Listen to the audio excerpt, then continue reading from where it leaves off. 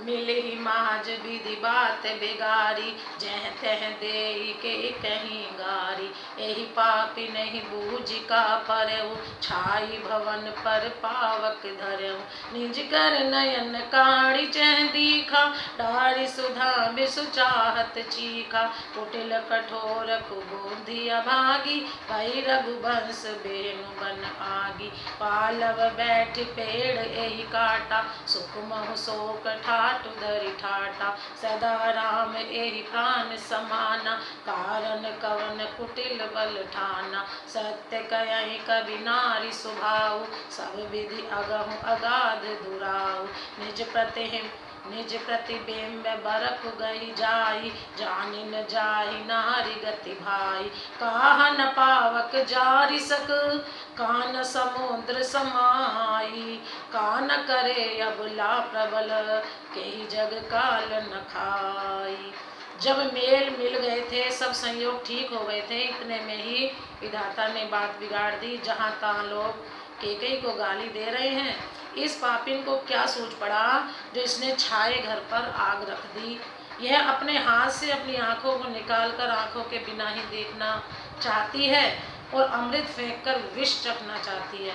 यह कुटिल कठोर दुर्बुद्धि और अभाग्नि केकई रघुवंश रूपी बांस के लिए वन के लिए अग्नि हो गई। पत्ते पर बैठकर इसने पेड़ को काट डाला, सुख में शोक का ठाठ ठटकर रख दिया।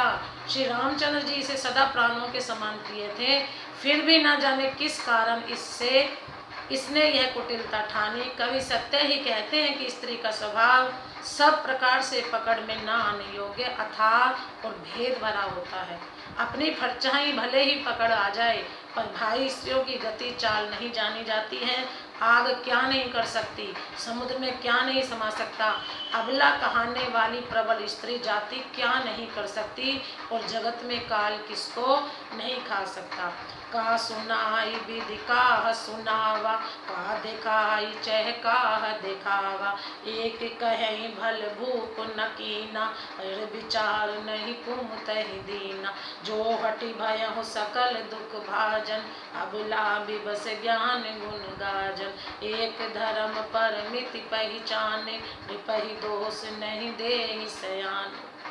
शिवि दधिच हरिचंद कहानी, एक एक सन कयहि बखानी। एक भरत कर सम्मत कहहि, एक उदास भाय सुनि रयहि। कान मोदि कर रद गहि जीहा, एक कहें यह बात अलीहा। सुकृत जाहि अस कहते तुम्हारे, राम भरत कहूँ प्राण पियारे। चंद चवै बरु अनल कन, सुधा ओहि विषतूल। सपने हो कबहु न करहि किछु, भरत राम प्रतिकूल।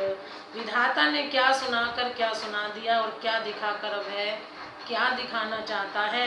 एक कहते हैं कि राजा ने अच्छा नहीं किया, दुर्बुद्धि केकई को विचार कर वर नहीं दिया, जो हट करके केकई की बात को पूरा करने में अड़े रहकर स्वयं सब दुखों के पात्र हो गए। स्त्री के विशेष वश होने के कारण मानो उनका ज्ञान और गुण जाता रहा।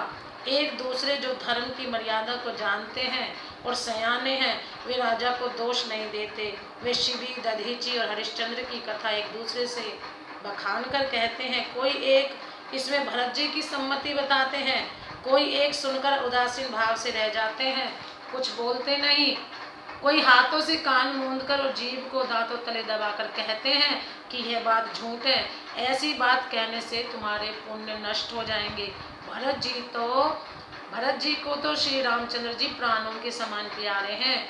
चंद्रमा चाहे शीतल किरणों की जगह आग की चिंगारियां बरसाने लगे और अमृत चाहे विष के समान हो जाए, परंतु भरत जी स्वप्न में भी कभी श्री रामचंद्र जी के विरुद्ध कुछ नहीं करेंगे। प्रेम से बोलो जय श्री राम।